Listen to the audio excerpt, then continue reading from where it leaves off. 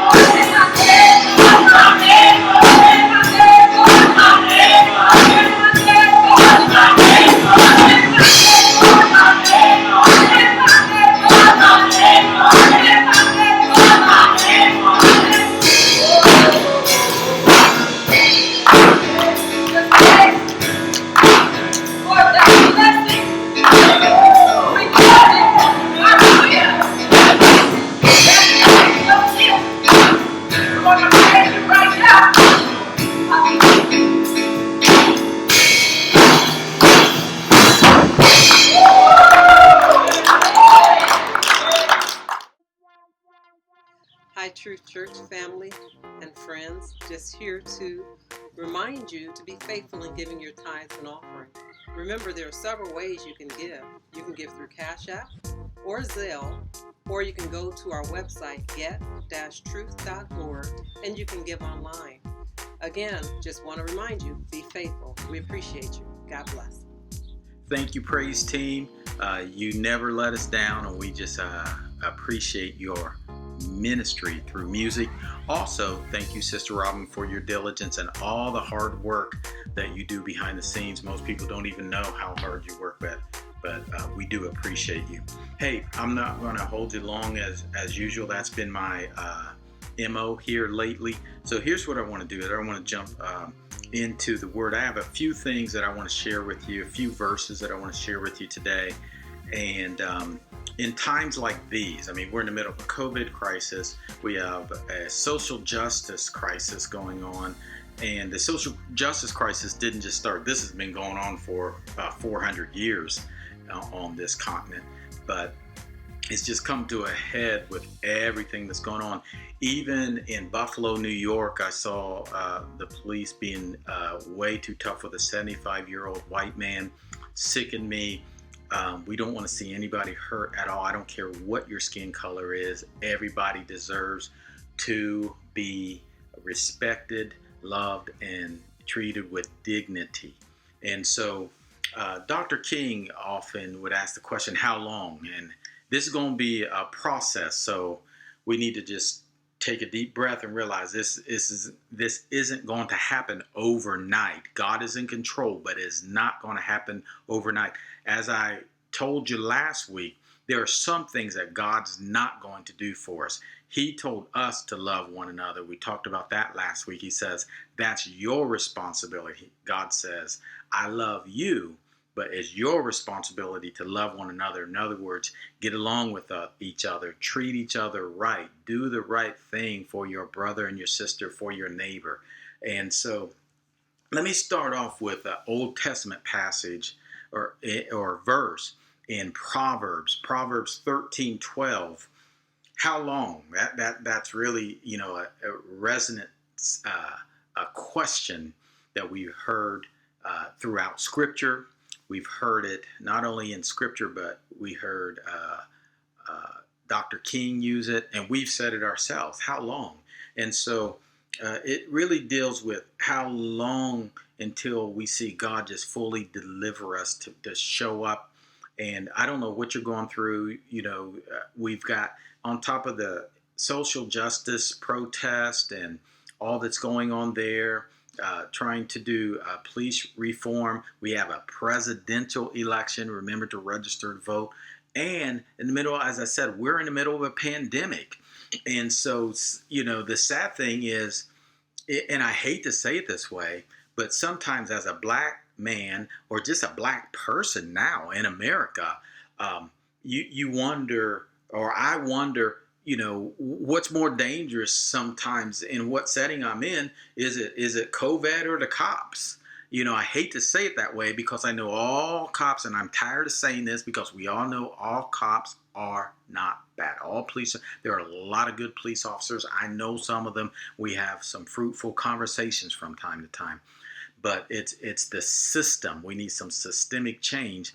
And in Proverbs 13:12, it says, hope deferred makes the heart sick, but desire fulfilled is a tree of life. Hope deferred makes the heart sick. And what it's saying is, if we keep having to just hold out hope forever and ever and ever, then it says it makes the heart sick. So a lot of the protests are people crying out for what is right. I don't support the violence, the vandalism, and the rioting and all of that, but I understand it. And what it's saying is people's hearts are sick because we have been traumatized way too long. And when you traumatize people, that means you wound people, then they get sick. When they're, 400 years of waiting for racial equality in a country that prides itself on racial equality. 400 years of waiting for them to do the right thing since 1776, when this United States of America became a country. to say that, all men are created equal, and we talk about the pursuit of happiness and all these type of things and all these creeds and mottos that are around this great nation, but yet we hold other countries accountable for human rights violations, the very same things that we do. If you add up the number of prisoners in the United States, the number of prisoners in the United States, there's no country, or you could add up multiple countries, if not all the countries, and we have more prisoners in the United States than in the rest of the world. There's no country that even rivals us. And then we have the greedy audacity to put prisons on the NASDAQ. We're trained. You should not be making money off incarcerating people, especially when you are incarcerating at a higher percentage people of color. It's just wrong. That's all it is. And listen, I'm a man of God. I have been called by God, and I'm standing down in the river just like John the Baptist stood down there and he told the government that it's not right for you to have your brother's wife. And I'm crying out and saying it's wrong. It is wrong that they have legalized trading prisons on the stock exchange. In other words, you got to keep them full because it's a business now. It's not about justice. It's about business. That's a whole nother subject for a whole nother day. But hope deferred makes the heart sick. There are some things that we are tired of waiting for, and that need to happen, and we need to hold the people responsible. So what we need to do is we need to move from just the protests. The protests need to happen, but we need to move to the next step, which is policy. We need to start addressing policy issues, and I'm so glad to see that there are some police stations that are addressing policy. I believe that the Minneapolis City Council outlawed the chokehold, or at least the knee chokehold. I'm not sure on which, but at least they are moving toward policy, and that's what needs to happen. And I'm so proud of everybody that's out there, the young people, the white people that are out there protesting for what is right. I'm so happy and so proud of them. And for every politician and policymaker that's doing the right thing, I just say God bless you, because it is the right thing. But hope deferred makes the heart sick. Proverbs 13:12.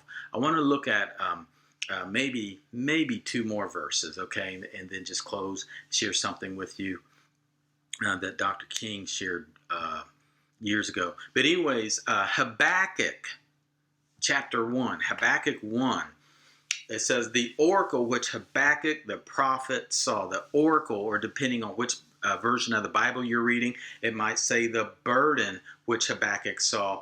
And the oracle, or the burden, is something that's lifted up. So Habakkuk's saying, I saw a problem in my own land. And he says, and I'm lifting it up. And so this is what he does. But he's lifting it up in prayer to God. But he's lifting it up because he wants to see something done about it. So yes, just pray. But when I say just pray, I'm just talking about right now, this very second, just pray. But then we move into action to see something done. I don't know what's happening in your own personal lives, but it's the same process. We need to pray about things. We need to lift up the problem, because if you don't recognize the problem, then you can't solve the problem. So I know a lot of people want to talk about problem solving, but before you can go to problem solving, you have to go to problem recognition. You have to recognize that there's a problem. And I'm going to address that in a little bit, that there's some people that don't recognize there's a problem. I don't know how you don't see there's a problem yet. And but anyway, Habakkuk, he listed up Habakkuk 1:2. Now here's the question: how long, O Lord, will I call for help and you will not hear? I cry out to you violence, yet you do not save. Habakkuk has a twofold complaint here. The first complaint he has is he's saying, Lord, I call out for help, and you're not listening. And so sometimes it can feel like God's not listening. It seems like we're waiting on God. We're waiting on God. We're waiting on God. How long? How long, O Lord? And this is how Habakkuk felt. He went to the Lord And he cried, how long? And this is how we need to pray. I want you to see this is a biblical prayer, that it is all right to go to God and go to him and ask him how long. Lord, it looks like you're taking too long to move. Why are we still in this situation? It's all right. God can handle it. I'm not here to defend God today. I'm here to represent him, but not defend him, if you know what I mean. And he says, how long will I call out for help and you will not hear? Because it's been a while. And this is how we feel. And it's going to take a while for this justice process to move into action and to do the things that need to be done. It's going to take a minute. But the second part of that verse, Habakkuk 1:2, he says, I cry out to you violence, yet you do not save. So he's saying, not only do you not hear, you're not doing anything about it. And a lot of times it can look like God's not doing anything about it. If you continue to read in his book, God answers back and he lets him know, oh, I heard you and I'm moving on it. But we can go to God and say, God, it seems like my prayers are falling on deaf ears and I don't see you doing anything about it. Now he is, but it's okay to do that. That's what I'm trying to say. It's like we bottle up the truth a lot of times on the inside of us, and what we feel on the inside is not what we say on the outside, and that's unhealthy. All right, because we need to have don't need to have a, what is it called, a cognitive dissonance. In other words, what's happening on my mind and my emotions, they're dissonant. They're not in agreement with each other. And so our prayers need to be in agreement with what we feel. A lot of times we're saying things to people that we should be saying to God. All right. And the reason I say that, because some things, the people that we're talking to, they can't do anything about the situation, but God can.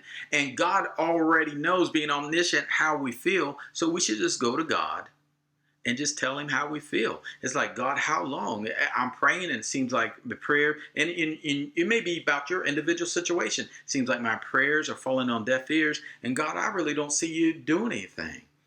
I'm not saying that you're not good, God. I'm not saying that you don't love me. I'm not saying that you're not powerful. I'm not saying that you don't care. I'm just saying I feel like I'm praying to empty air, and that my prayers are trapped on the ceiling, and that I don't see anything happening when I look around. God can handle it.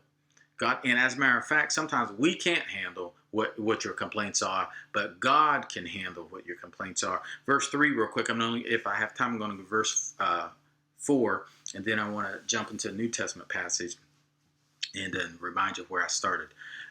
Habakkuk 1:3, he says, why do you make me see iniquity and cause me to look on wickedness?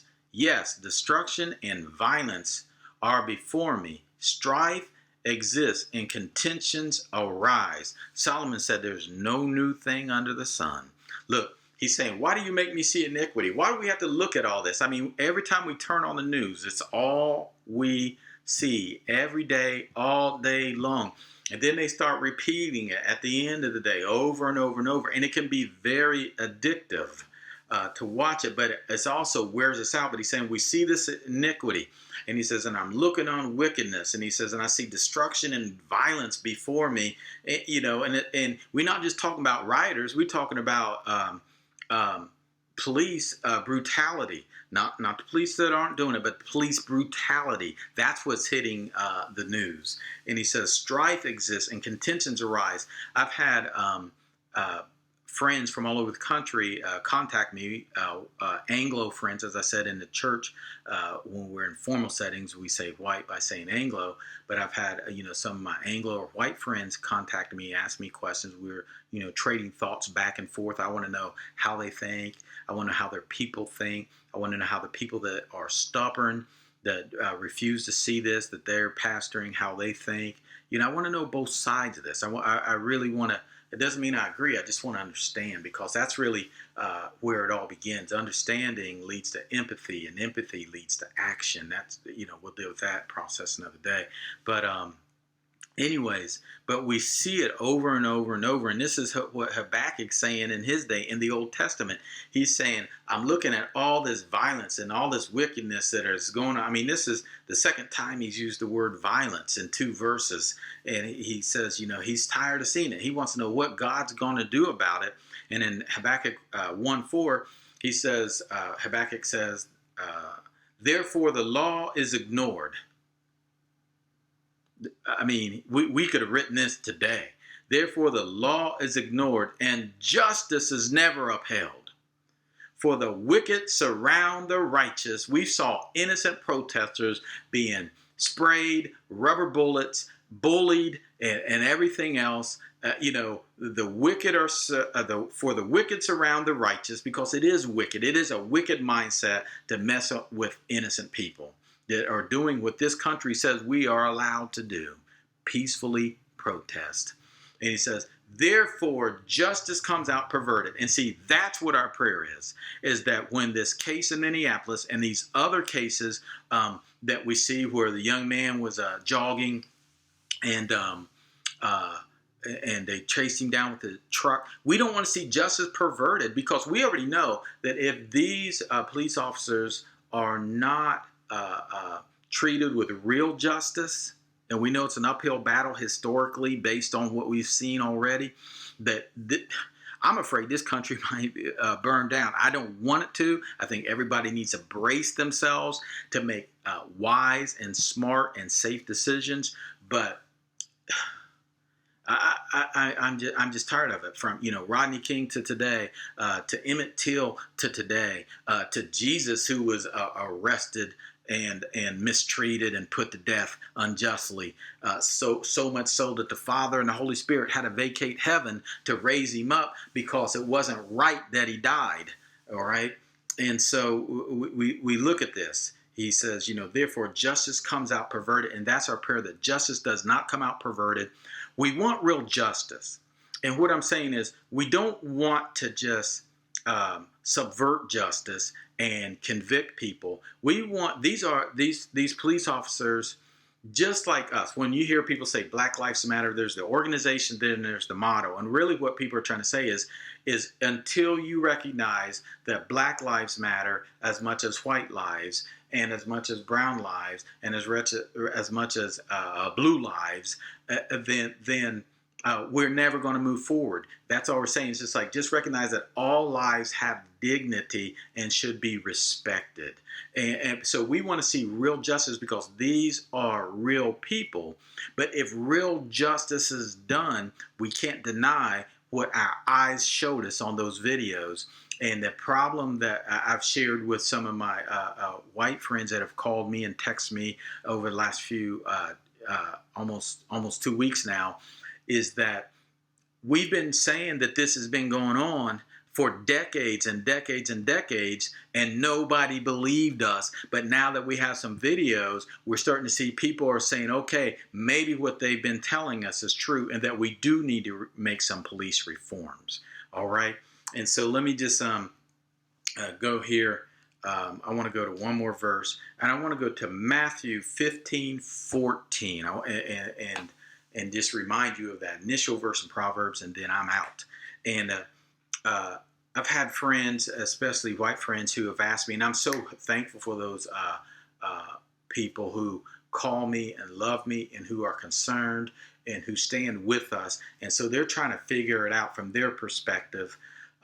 What can they do in their settings?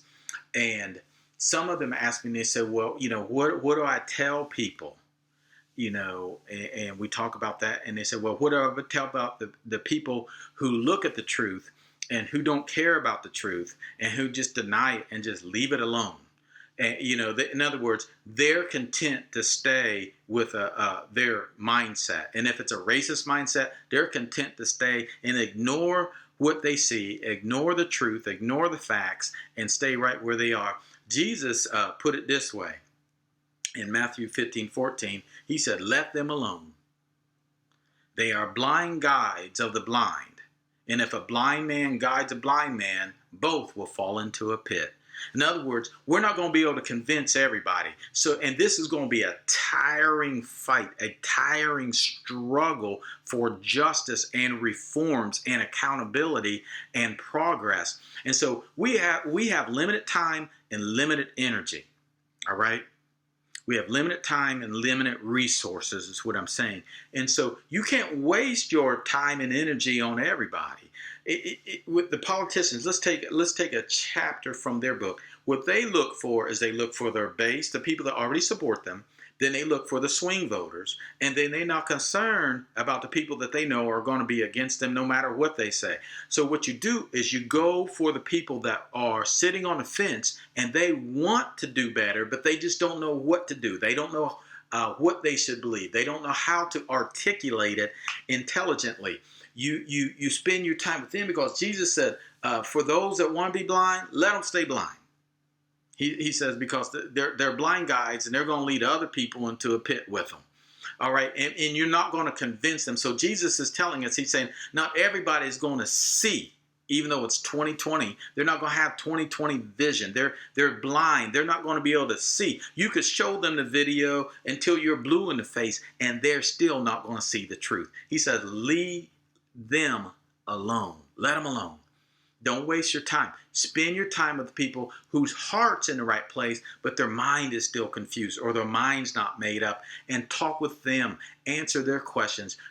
Pray for everybody. Pray for all the groups that I just mentioned, but spend your time with those and your energy because you have to take care of you, because you have to get through this too. You have to come out of this sane and with your health. All right. And so you can't spend your resources everywhere and have anything left over to enjoy the life that God has given us. And let me close with this. Dr. King, he gave a speech. And in the speech, it's called How Long? Not Long, if you remember that.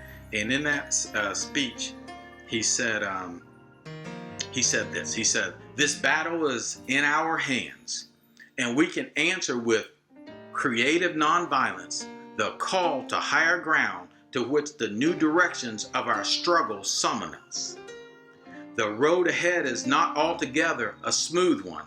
No, there are no broad highways that lead us easily and inevitably to quick solutions, but we must keep going. And that's what we must do. How long? It's going to be a while.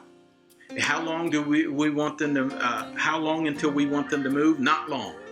But how long is the process? We don't know. But it's not going to be tomorrow. It's not going to be this afternoon. But as Dr. King said, we must keep going. We must keep going. So keep on your knees, keep marching, keep protesting, keep doing the right things, keep reaching out to your representatives and letting them know that you're watching them. And just as you voted them in, you can vote them out if they don't make changes, because it's time to stop talking and it's time to start acting. We need change and we need it now. God is still on his throne, so hope deferred makes the heart sick. We can't defer this anymore. It has to be done.